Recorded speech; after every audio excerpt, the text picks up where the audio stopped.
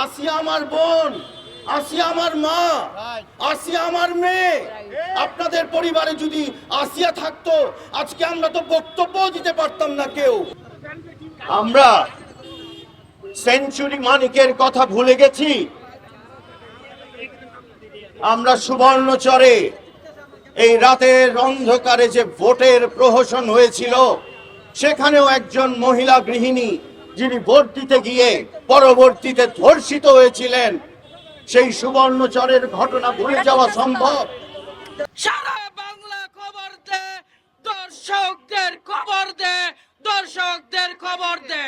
সারা দেশত চলমান সহিংসতা, নারী ও শিশু ধর্ষণ, নিপীড়ন, ধর্ষকের শাস্তির প্রতিবাদ নিশ্চিত করিবার লক্ষ্যে বাংলাদেশ জাতীয়তাবাদী দলের উদ্যোগে চট্টগ্রাম প্রেস ক্লাবের সামনে পদযাত্রা ও মানববন্ধন সভা অনুষ্ঠিত হই।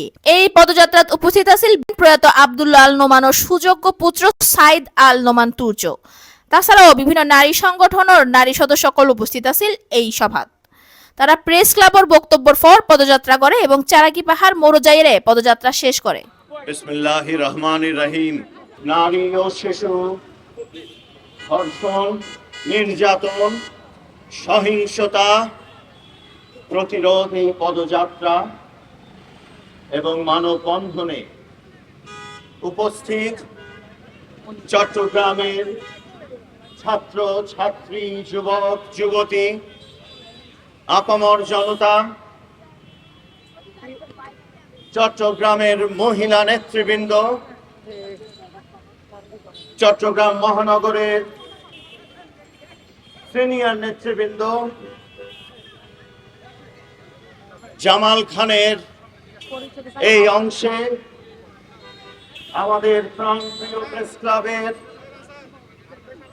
ভেতরে বাইরে যারা আছেন, আমাদের সম্মানিত সাংবাদিক ভাই ও বোনেরা,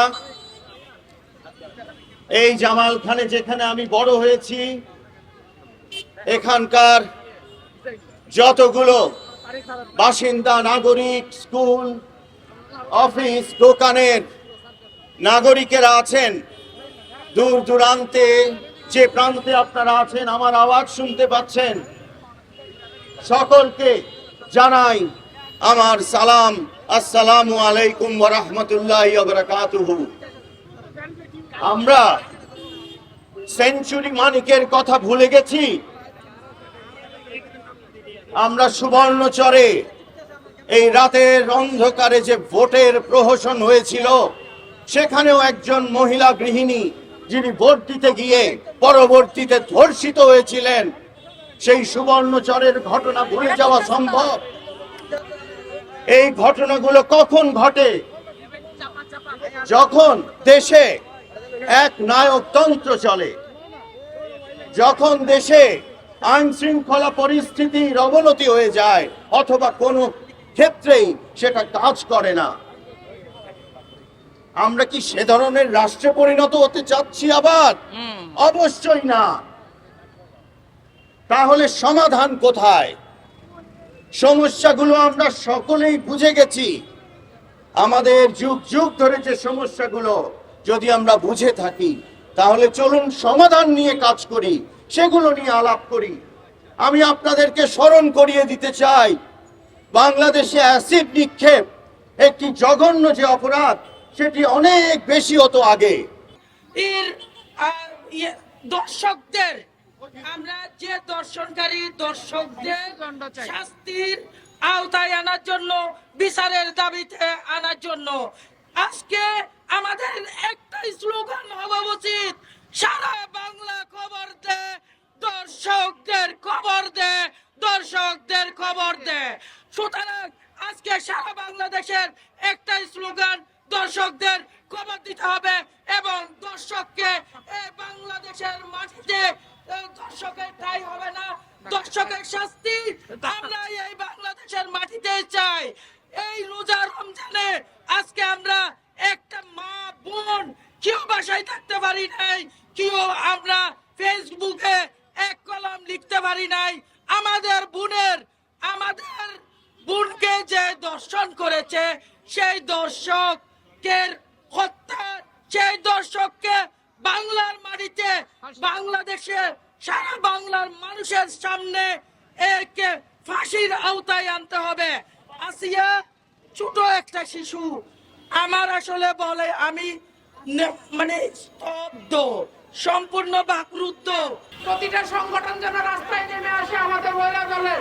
আমরা আসিয়ার দর্শকের ব্যাপারে এখানে মানববন্ধন করতে আসছি। আমরা চাচ্ছি যে আমরা মহিলারা সবাই চাচ্ছি যে আসিয়ার দর্শকদের মৃত্যুদণ্ড হোক, এটাই আমাদের কামনা। আমি প্রথমে ধিক্কার জানাই নারী উন্নয়ন সংস্থার পক্ষ থেকে সকল ধর্ষকদের জন্য যারা ধর্ষিত হয়েছে গভীর শ্রদ্ধা জানাই। আসলে বিগত বছরগুলোতে আমরা দেখেছি কোনো ধর্ষণের কিন্তু বিচার হয়নি। তনু হত্যার মতো জঘন্য ঘটনা আমরা দেখেছি, এখনো চলমান মামলা কিন্তু বিচার হয়নি। আমরা আশা করব এখন বর্তমান বাংলাদেশ একটি স্বাধীন দেশ, স্বৈরাচারের হাত থেকে পতন হয়েছে। আমরা এই সরকারের কাছে আশা করব, তত্ত্বাবধায়ক সরকারের কাছে আশা করব যে একটা সুষ্ঠু বিচার, আসিয়া হত্যার একটা সুষ্ঠু বিচার আমরা চাইবো। আমরা চাইবো সমাজে যাতে আর কোনো শিশুকে, এমন রমজান মাসে আর কোনো শিশুকে যাতে ধর্ষিত হতে না হয়। অলরেডি চট্টগ্রামে সহ আরো 2টি ঘটনা ঘটেছে, এই রমজান মাসেই 2টি ঘটনা ঘটেছে। এটা আসলে আমাদের কাম্য নয়, আমাদের সমাজ অবক্ষয়ের কারণ হতে পারে এটি। আমরা নারী উন্নয়ন সংস্থার পক্ষ থেকে এগুলোর সুষ্ঠু বিচার ও তদন্ত দাবি করছি। আমার নাম হাবিবা সুলতানা, চট্টগ্রাম মহানগর নারী উন্নয়ন সংস্থার সেক্রেটারি এবং চট্টগ্রাম মহানগর মহিলা দলের সাংগঠনিক সম্পাদক। আমি মনে করি দর্শকদের ফাঁসি হওয়া উচিত। এক কথায় আমাদের সমাজ এখনো কুলুষিত, এখনো অবহেলিত। নারী মানে না নয়, আমাদের এক নারী, আমাদের বোন, আমাদের সন্তানকে যে এই অবস্থা করেছে তাকে মৃত্যুর কাছাকাছি নিয়ে যাওয়া উচিত, যাতে দৃষ্টান্তমূলক শাস্তি হওয়া উচিত, যাতে দ্বিতীয়বারের মতো এই দেশে, স্বাধীন চেতা দেশে, যাতে এই ধরনের চিন্তা কেউ করতে না পারে, যাতে এই ধরনের চিন্তা করতে গেলেই তাদের ভয়ে আজকে প্রাণ উঠে যায়। যেমন আজকের এই ফাঁসির চিন্তা করে জীবনে যাতে এই দুনিয়াতে এই ধরনের অপকর্ম না হয়, আমি এই আশাই রাখছি সবার কাছে। এবং আমার নাম শামসুন নাহার, চট্টগ্রাম নারী উন্নয়ন সংস্থা। আমি চাই যেন জনসমাগমের মধ্যে ওনাকে ফাঁসি দেওয়া হোক, সর্বোচ্চ শাস্তি, আমি এটাই চাই। এছাড়া মানে আমাদের দেশে তো আইন থেকে ওইটা কার্যকর নাই, মানে এমনি আইন নামে আছে কিন্তু ওটা কোনো কার্যকারিতা নাই। তো আমি চাই মানে এখন সমন্বয়করা যারা হয়েছেন বিচারে বসছে, ওরা যাতে এটার প্রতি একটু দৃষ্টিপাত করে, মানে আইন ব্যবস্থাকে যাতে একটু করে, আইন ব্যবস্থা যেন আরো হ্যাঁ কঠোর হয়। ঠিক তো নাই, ঠিক থাকলে তো এরকম অবস্থা হইতো না, দেশ তো এরকম অস্থিতিশীলতা থাকতো না। আর আই যেহেতু একজন মুসলিম, আর মুসলমান ধর্ম থই দেখে দর্শক শাস্তি দে মেডি পর্যন্ত ফতি মারণ। এখন ইবে গরণ উচিত, এখন ইবে তোর আরো বেশি গরণ উচিত, গলা হাড়ি ফেলান উচিত। এখন দেশত যেভাবে বাড়ি গিয়ে দর্শক হলো সংখ্যা বেশি, বেকুনের ধরে ধরে জোয়ারা দান করিব দে তুই ঠিক হইব। আমি মনে করি যে কি বেলাই 90 দিনকে লাগিত একখান বিচার আজ অপরাধ ইয়ানো রেস্টে ফাইলার ভিতরে লন করিব। কারণ অনেক যত বেশি সময় লেবেন দর্শক হল তত তাড়াতাড়ি কি করিতে পারিব, মানে বিচার গান তাড়াতাড়ি করণ সম্ভব হইব। অনেক যত সময় লেবেন তারা সাহস তত বাড়ি যাবে বই, ইতারা পালে যেতে পারে বা অন্য কিছু করিতে পারে। এত হারাতুন উচিত দর্শন আজ্যই 1 ঘন্টার মধ্যে হারাতুন স্টেপ লন উচিত। ধর্ষণের বিচার তো পরের হতা, আগে কাউন্সিলিং করুন দরকার, যাতে মানে তারা বুঝতে পারে যে ইয়ান অপরাধ, দর্শন যেখানে অপরাধ ইয়ান যাতে তারা বুঝতে পারে। বিচার গান তো পরে এর আর কাউন্সিলিং করুন দরকার যতটুকু মনে হয়। আর বিচার সম্বন্ধে আর ওদের আইডিয়া নাই আসলে, বাংলাদেশের আইন কি হয় নজানি, আই ওদের জ্ঞান নাই এতন। আমি মনে করি সর্বোচ্চ শাস্তি মানে কি হয় যে মানুষ মনত রাখে মন করি শাস্তি দেওয়া দরকার তারারে, যে মানুষ মানে এক্সাম্পল সেট হয় যে দর্শন গেলে এতন এই শাস্তি কেন হইব, মানে মানুষের ভিতরে যে ডর হয় তখন ডর হয় সবচেয়ে বেশি। এটা আমি মনে করি যে ওয়ান স্টপ সলিউশন আসলে সলিউশন হইতে না পারে। কারণ কোনো যখন অপরাধ যখন ঘটে তখন বিচার করা হইবে আসলে ঘটতে নেই, তার ফলে প্রমাণ আরতন জোগাড় করা ফুরিব। তো 90 দিন আমার মনে হয় 90 দিন ঠিক আছে, মানে আগে যাচাই বাছাই করণ ফুরিব। কারণ এন এই লর বিরুদ্ধে আবার মানুষ ইয়ানোর ফায়দা লওয়া শুরু করছে, যে মানে ওয়ান স্টপ সলিউশন আই দিলাম যে এদের বিরুদ্ধে ফায়দাও লওয়া শুরু করিব মানুষ।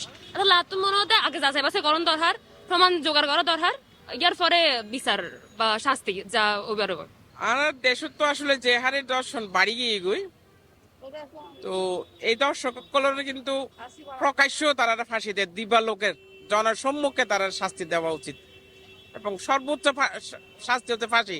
আর ফাঁসির পক্ষে এবং সর্বোচ্চ শাস্তি হতে ফাঁসি চাই দর্শকদের জন্য। এটা আসলে প্রতিবাদের বিষয় না, এটা আইনের বিষয়। প্রতিবাদ তো একটা মুখ্য বিষয়, কিন্তু মূল বিষয়টা হচ্ছে আইনের পদক্ষেপ। আইনের জটিলতার কারণে দর্শকটাকে পার পেয়ে যায় আইনের কারণে। আইন যদি সর্বোচ্চ আইন যদি কঠোর আইন যদি প্রয়োগ করা হয়, আইনের প্রয়োগ যদি সঠিক হয়, তাইলে অবশ্যই দর্শকের বিচার হবে এই দেশে। ধর্ষকদের সর্বশ্রেষ্ঠ শাস্তি মানে গণপিটুনি, গণহারে গণপিটুনি দিয়ে গণহারে গণপিটুনি দিয়ে তারপর ধর্ষকের শাস্তি মানে আমি মনে করি। হ্যাঁ, তো আসলে মূলত শাস্তি হলো যে আইনি প্রক্রিয়া, তারপরও জনগণের শাস্তি হলো গণপিটুনি। অর্ধভাবে মাটির নিচে গর্ত করে দাঁড় করিয়ে জনগণের হাতে এক একটা করে পাথর দিয়ে ওটা দিয়ে মারা উচিত। এবং যারা বিচারের রায় যে ধর্ষণের আসামিরা চলে আসে, মানে জামিন পেয়ে মুক্ত হয়ে চলে আসে, যারা জামিন দেয় তাদেরকেও সেম শাস্তি দিলে তখন আর এই জামিনের জন্য ধর্ষণের তখন আর এই ধর্ষণ আর বাংলাদেশে হবে না। আইনকে প্রথম পদক্ষেপ নিতে হবে, আইনকে। না, এটা হবে না, এটা আমরা করব না যদি আইন ওদের পক্ষে না। ওই আইনি যে লড়ছে, উকিল বলেন, ম্যাজিস্ট্রেট বলেন, তাদের বিরুদ্ধে পদক্ষেপ নেওয়া আমার দৃষ্টিতে উচিত। অনন্যা দে, CNTV, সিটিজি, চট্টগ্রাম।